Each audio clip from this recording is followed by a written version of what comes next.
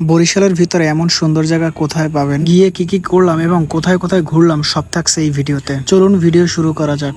তো সেদিন বক্কর মন খারাপ করে বসেছিল, তো তখন আমরা সবাই মিলে সিদ্ধান্ত নেই যে আমরা বক্করকে নিয়ে ঘুরতে যাব। যেই বলা সেই কাজ। তো আমরা দুইটা বাইকে মোট 5 জন রওনা দিয়ে দেই। তো আমার বাইকে ছিল 2 জন এবং বক্করের বাইকে ছিল মোট 3 জন। আমার বাইকে ছিল সমীর মামা। আমরা গ্রামের একটি রাস্তা দিয়ে যাচ্ছিলাম। গ্রামের রাস্তাগুলো আমার কাছে বরাবরই খুব ভালো লাগে। আপনাদের কাছে কেমন লাগে অবশ্যই কমেন্ট করে জানাবেন। তো বলতে বলতে আমরা চলে আসলাম বাংলাদেশ কৃষি উন্নয়ন কর্পোরেশন। জায়গাটি এই নামটিতে আসলে খুব একটা পরিচিত নয়। লাকুটিয়া জমিদার বাড়ি নামে এই জায়গাটি আসলে বেশি পরিচিত। এর আগে কয়েকবার এখানে আমি আসছিলাম। এখানে ঢুকেই আপনারা হাতের বাম দিকে বড় একটি ফসলের মাঠ দেখতে পাবেন। ফসলের মাঠটি অনেক সবুজ হওয়ার কারণে দেখতে অনেক সুন্দরই লাগে এবং হাতের ডান সাইডে পুরনো একটি বিল্ডিং দেখতে পাবেন। যদিও বিল্ডিং এর দোতলাটি নতুন ভাবে আবারও করা হচ্ছে। ঠিক তার সামনেই বাচ্চারা ফুটবল খেলতেছিল। তো তারপরে আমরা 5 জনে এক হয়ে ছবি তুলতেছিলাম এবং আড্ডা দিতেছিলাম। বিকালবেলা এই জায়গাটিতে অনেক মানুষ ঘুরতে আসে। যারা কোলাহল মুক্ত শান্ত পরিবেশে একটু ঘুরতে চান তারা এখানে অবশ্যই আসতে পারেন। এখানে সব থেকে খারাপ দিক হচ্ছে এখানে বসে আড্ডা দেওয়ার মতন কোনো জায়গা নেই। যদি বসার জন্য সিট করা থাকতো তাহলে অনেক ভালো হতো।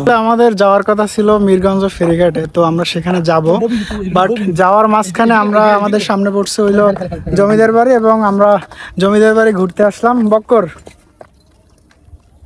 তো এই মাঝে মাঝে যে ট্যুর গুলো দিতে আছি কেমন লাগতেছে? আলহামদুলিল্লাহ, খুব ভালো লাগতেছে। জিশান আমাদের এত সুন্দর ট্যুর দেওয়ার জন্য তোমাকে অসংখ্য ধন্যবাদ। মঞ্জিল, জি, নেক্সট কই যাইতে চাও? নেক্সট এখনো তো প্ল্যান হয় না। যেমন আমাদের তো অনেক প্ল্যান ছিল দূরে দূরে ঘোরা, যেমন বরিশাল ভিতরের সিটিগুলো আপনার এক্সপ্লোর করা। সিটির বাইরে মূলত আমাদের ইচ্ছে ছিল প্রকৃতি দেখা, যেমন বাহিরগঞ্জ এরিয়া, তারপরে আপনার বাবুগঞ্জের এরিয়া ঘুরে দেখা, তারপরে স্বরূপকাঠি দেখা। কিন্তু আমাদের ওইটা হয় না প্ল্যান। আমরা শর্টকাটের ভিতরে একটা জায়গা যাইতেছি আপনাদেরকে সারপ্রাইজ দেওয়ার জন্য। আসলে জায়গাটা অনেক সুন্দর। তো বাংলাদেশের হিডেন যে বিউটিফুল জায়গাগুলো আছে, বিশেষ করে বরিশালের, তো ওই জায়গাগুলো আমরা যাব এবং আপনাদেরকে অবশ্যই দেখাবো। আপনারা সাথেই থাকবেন। জমিদার বাড়ির সব থেকে স্পেশাল লাগে আমার কাছে এই রাস্তাটি। দুই পাশে নারিকেল গাছ এবং মাঝখান থেকে একটি রাস্তাটি দিয়ে বাইক ড্রাইভ করার ফিলটা অন্য লেভেলে। সন্ধ্যার সময় রাস্তাটি থেকে ঠিক বাম দিকে তাকালে সূর্যাস্ত দেখা যায়। এখানে আসলে আপনারা অবশ্যই সানসেট দেখবেন। রাস্তাটি পার হয়ে একটু সামনে গেলেই আপনারা দেখতে পারবেন একটি বড় দিঘি। দিঘির ঘাটের দুই পাশে নারিকেল গাছ লাগানো ছিল। দিঘিটার সৌন্দর্য আমার কাছে অনেক বেশি ভালো লাগছে। দিঘিটা দেখে বক্করের মনটা আসলে অনেক ভালো হয়ে গেছিল। বক্কর যদি পাখি হতো তাহলে হয়তো বা ও আকাশে উড়ালি দিত। ওখানে আমরা অনেকক্ষণ ছবি তুলে আড্ডা দেই। আসলে ভালো সময়গুলো খুব তাড়াতাড়ি চলে যায়। আপনি যদি প্রকৃতি ভালোবাসেন তাহলে এখানে অবশ্যই ঘুরতে আসতে পারেন। এই জায়গাটা আপনার অবশ্যই ভালো লাগবে। তোমার তো অনেক মন খারাপ। না, এখন ঠিক আছে। তো মন খারাপের ভিতরে ঘুরতে আসছে, কেমন লাগতেছে? খুব ভালো।